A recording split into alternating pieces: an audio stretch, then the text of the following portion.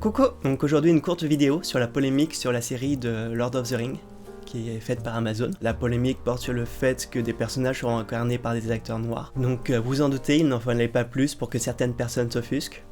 Mais est-ce que c'est vraiment justifié ?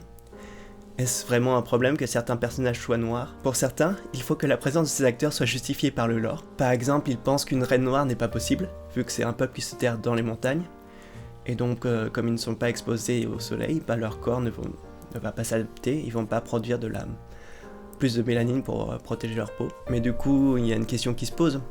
Est-ce que la série, qui n'est une adaptation de l'œuvre de Tolkien, doit respecter à la lettre le lore de Lord of the Rings ? Enfin, maintenant, c'est assez connu que même des films ou des séries qui s'inspirent, qui vont faire une adaptation de livres, ne vont pas être forcément formelles et ne pas respecter tout à la lettre, notamment sur le scénario. En plus, il s'agit d'une œuvre de fiction, et la couleur de certains personnages n'a aucun impact sur le scénario. De plus, la série est une œuvre indépendante vis-à-vis des livres de Tolkien ou de la série de films faite par Peter Jackson. Il n'a donc en aucun cas besoin que son univers corresponde aux autres. Donc cette polémique a été lancée par certains puristes de l'œuvre de Tolkien, ou certains puristes de fantasy, qui visiblement n'ont rien d'autre à faire que de venir pleurnicher à la moindre modification mineure. Donc le fait que des personnages aient une couleur de peau différente de celle des ouvrages ne veut en rien porter préjudice à l'œuvre de Tolkien.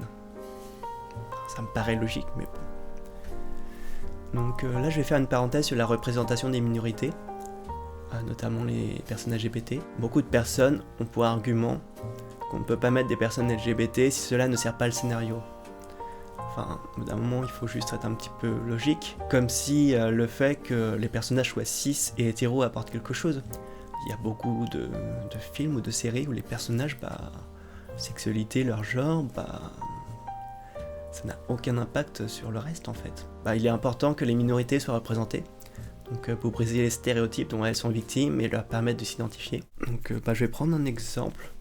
Donc certaines personnes pensent qu'il y a, par exemple dans les séries Netflix, trop d'homosexuels qui sont représentés, mais il faut vous mettre à leur place en fait.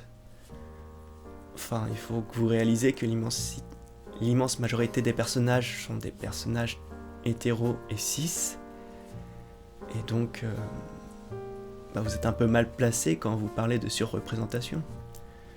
Bien sûr, on s'en rend pas compte quand on est cis et hétéro, mais quand on est trans ou quand on fait partie des personnages LGBT, on voit que notre représentation est vraiment minime. Donc voilà, c'était une courte vidéo, donc la conclusion, il serait temps d'arrêter un petit peu les polémiques un peu futiles comme ça sur des sujets. C'est juste un peu fatigant, mais bon. Donc je vous remercie de votre écoute et je vous fais des bisous. Ciao ciao.